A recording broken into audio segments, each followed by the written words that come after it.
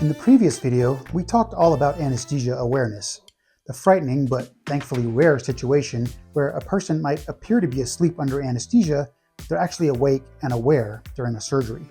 If you didn't see that one, I'll leave a link to it in the description so you can check it out.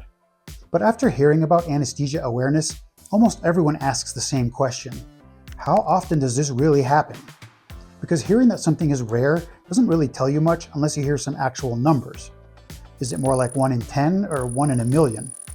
And does that number change depending on the type of surgery you're having, or how old you are, or your hair color? Well, this is where understanding the numbers really matters, because vague fear loves uncertainty. Once you see the actual data, most people start to fear anesthesia awareness just a little bit less. Human brains aren't very good at understanding rare events. Stories will usually stick with us far longer than any amount of statistical data. A single vivid story can outweigh thousands of uneventful surgeries in our minds. And that's why anesthesia awareness feels far more common than it actually is. That's the story that gets talked about and is most memorable. And it triggers a deep fear of losing control. But safety in medicine is built on observable patterns, not anecdotes. So what are the actual numbers? Well, for most routine surgeries under general anesthesia, true anesthesia awareness occurs in roughly 1 to 2 cases out of every 10,000. That means over 99.9% of patients do not experience it.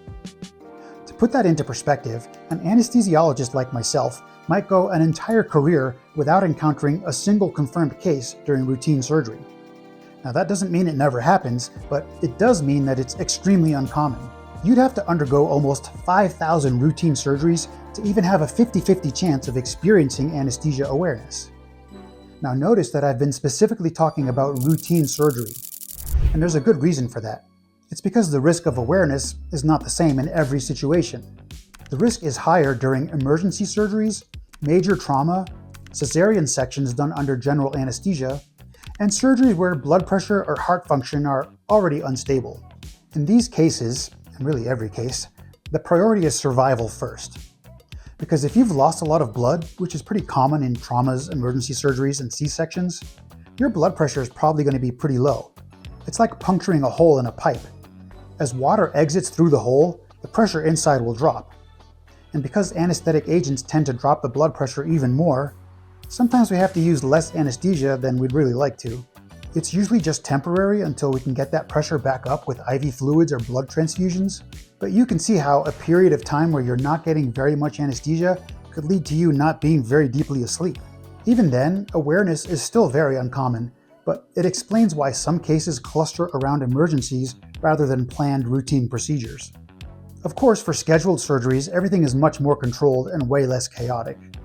Medications are planned, monitoring is continuous, adjustments are made minute by minute, and there's plenty of time to prevent issues like low blood pressure instead of reacting to them.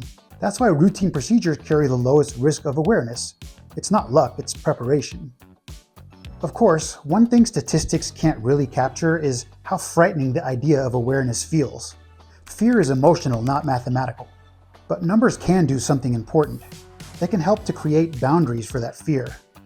When you understand how rare something is, the unknown becomes measurable instead of endlessly terrifying.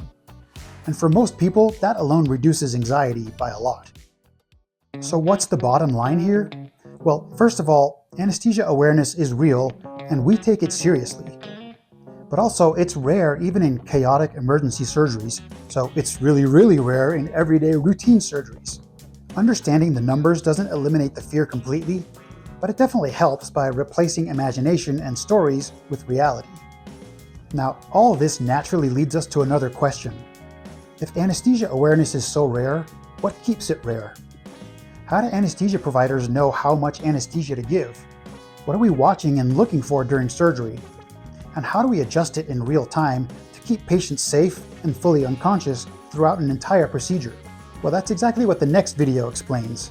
We're going to walk through how anesthesiologists and nurse anesthetists know exactly how much anesthesia to give and how we monitor the body and brain throughout surgery. If this video helped put the numbers into perspective, the next one will show you how we make sure those numbers stay low. I'll see you there. We're going to walk through how anesthesiologists and nurse anesthetists We're going to walk through how anesthesiologists and nurse anesthetists We're going to walk through how anesthesiologists and nurse anesthetists We're going to walk through how anesthesiologists We're going to walk through how anesthesiologists We're going to walk through how anesthesiologists and nurse